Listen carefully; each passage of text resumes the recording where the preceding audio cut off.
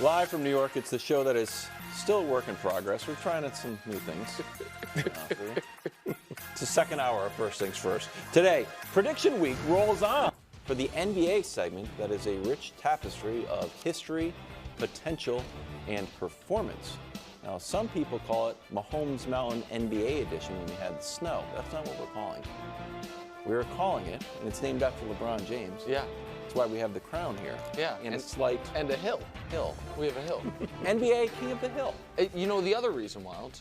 What? King of the Hill, you know this. You're a big basketball player. Bruno, that's a game people play and pick up basketball. King of the Hill, King of the Mountain, like It's called King of the Court. Yeah, exactly. You play it on a hill, though. No, you don't. But again, we're trying to make it work. So, all right, rules same as Mahomes Mountain. Maximum of 28 players, 7-row mountain or hill as it is. But people fall off. Oh. It is not a slippery mountain. It is more of a dew-covered hill. And you can slip a bit. So, we have our first people off the hill. Listen, Tyrese Maxey and Trae Young, they've been out. They've been hurt. They haven't played. And the hill can, be fickle when it comes to who is punished for injuries and who isn't. But Maxey and Trae fall off. Bam's played, just hasn't played well. And Miami's not only lost 3 straight, they lost once to Washington, which counts as 3 losses. So he's off. All right, 7th row. Donovan again, he falls due to his absence. PG, Paolo, and Kyrie stay where they are. And welcome to the hill. Let's go. Zion, Sabonis, and Wilds' guy, Şengün. Shout out Şengün. Now, it might be a short-lived stay on the hill because he is dealing with an injury. It's okay, we're happy to be here. He got a gold medal last week. He had the best game of his career. He was able to avoid major injury. He makes the mountain.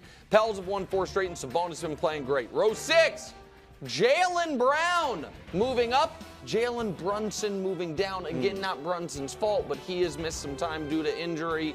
Murray, Fox, Booker, and Halliburton stay exactly where they are. And it's nice to see Halliburton turn it on a bit in some spots. He's had a rough stretch. 5th row, Steph drops due to injury. Jimmy drops for the same what Rose looks No, that was my suggestion last week. Okay, yeah, and good job. And his suggestion was Jimmy. Jimmy drops. They've lost 3 in a row. Like I said, the same thing with Bam. You lose to the Wizards. Miami, I understand that you really turn it on come the playoffs. You got like 20 games left. You don't want to be the 9 seed. They win some games. Dame time. Dame 31-8. 50, 46, 96 splits since our last version of the hill. So he moves up. Kawhi and AD stay where they are. 4th row, Tatum had a rough week. LeBron had a great week, but there's not room for him to move up. Anthony Edwards didn't really have a great week, but he had such a great moment within the week, the block, the 44-point game, trying to keep them afloat without Karl-Anthony Towns. He moves up. Shea and LeBron stay where they are. All right, 3rd row. Now, let me say this about Joel Embiid, because we've moved a lot of people down because they've missed a week or two. Embiid's missed quite a bit of time. However, he's the defending MVP. He's averaged 35 a game this year. And if I'm going to have him anywhere on the hill, it has got to be up there. So it's a weird thing. I understand it's not totally consistent. Luka, thank you, Wilds. Luka, just 37, 11, and 12 seemingly every night. And then there's Kevin Durant, who was already having a monster year, who, if he was just shooting better from the free throw line, he would be a 53, 43, 90 guy. Instead, he's 53, 43, 85. But in the last week, he's averaging 38.7 rebounds, 5 assists on 54, 47 splits, and just seems to be damn near as good as ever at 35 years old. Now, this part of the hill last week was controversial. We do have some movement. Oh. Last week, if you remember, Giannis was at the top. Giannis moves down. That's fair. So Giannis moves down. Now, luckily, Brew, he overcame writhing in pain from the Achilles and didn't. We thought going into the hill last week, Giannis could be out weeks. Wilds mint wincing said writhing. And his numbers have been great, but since the last edition of the hill, they did lose by 35 points.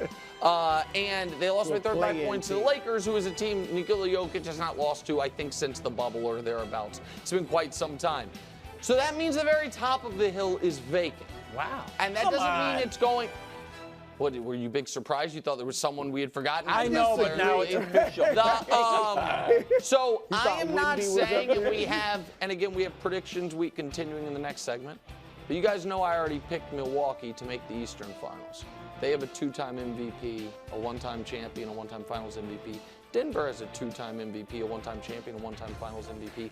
I wonder if those two people could meet in the finals potentially to fight for the euphemistic crown that always sits atop LeBron James's head, but maybe for the, the king of the NBA hill. But right now, that top spot is vacant. So are you saying it's going to remain vacant? No. I'm certainly not saying that. Again, the hill is like, a rich tapestry, as Wild just said.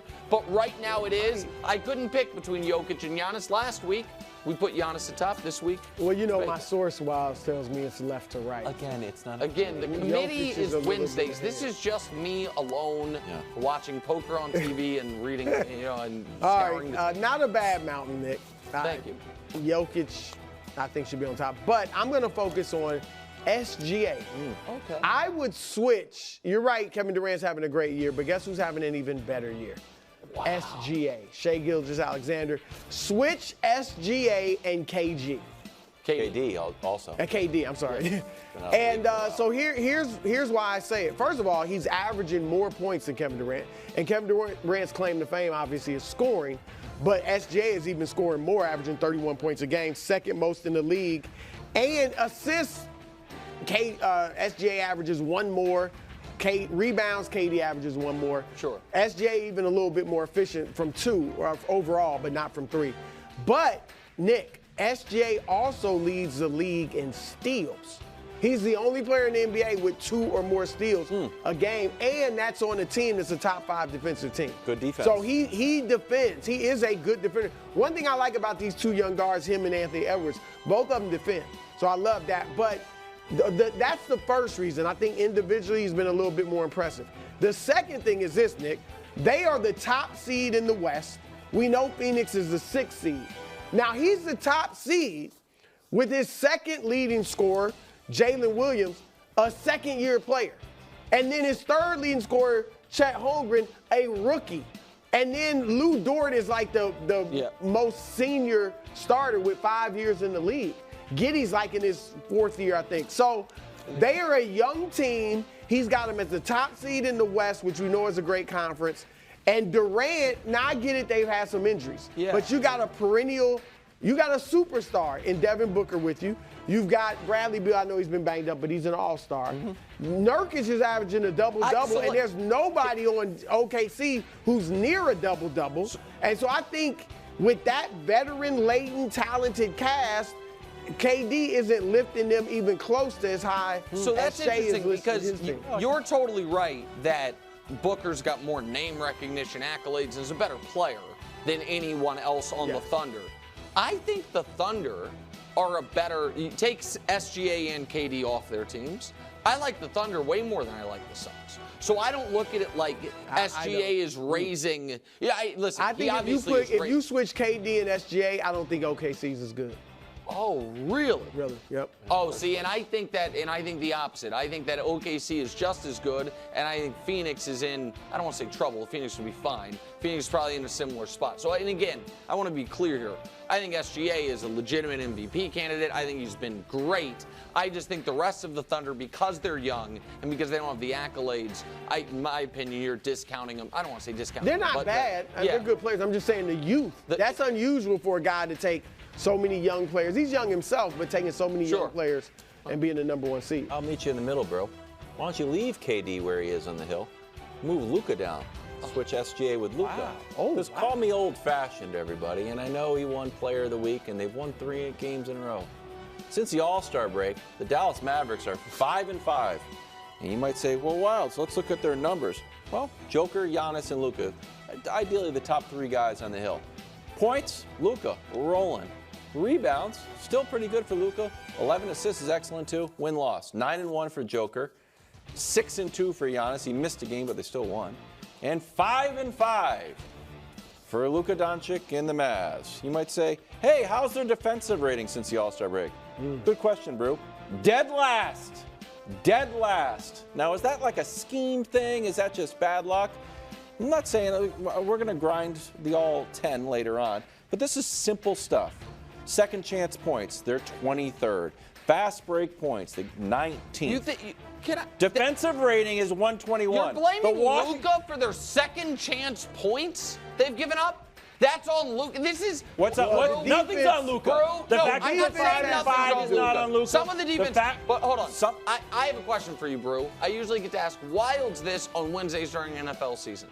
This is King of the Hill. What is this not? The USA Today Power Rank. Or the standings. Are we looking for complete players or not? No, yeah, he's one spot above Giannis, who gives 100% on both sides of the floor. He's not. He's above SGA, who gives above 100% on both ends of the floor. Luka scores points. Okay, first the of all, Mavs lose, and it's like, what's going on with the Mavs? The other guys that he's passing the ball to are shooting 87%. 2 points. Play some defense. 2 points. One is, and again, I'm not disparaging SGA, but are we sure SGA's steals are real steals, or are they like Jordan in the 80s home cooking steals? Oh, shots at Jordan. We're done with the 90s, dude. Listen, your buddy Pablo Torre did a great expose on that with Tom Haberstroh. I look forward to more on it. Wilds. Yeah? Since the last edition of King of the Hill. Yeah, 3-0. Have the Mavs lost? No, they're 3-0. Is Luka averaging a 38-point triple-double? Yeah, 37.7, 10, 3, and 11 assists. Okay. And you want me to move him down based on this week? They're undefeated by your metric of team wins. Well, so I think the Pelicans have 4 wins. I don't see Zion flying. Zion did make he made it. He got up there. I didn't see him. He was at the bottom. Play some defense. You're dead Too last. busy looking at Shingun. Dead Yeah. last. Dead last, bro? The defense is bad. You think? I just need Luka to show a commitment. Fake it. Make it look like you're trying to defend. It looks like he's trying. It does. It's just not working. That segment's getting better. Thanks, Bob. Thanks for watching. Subscribe here to get more from the show and to check out clips from other shows on FS1.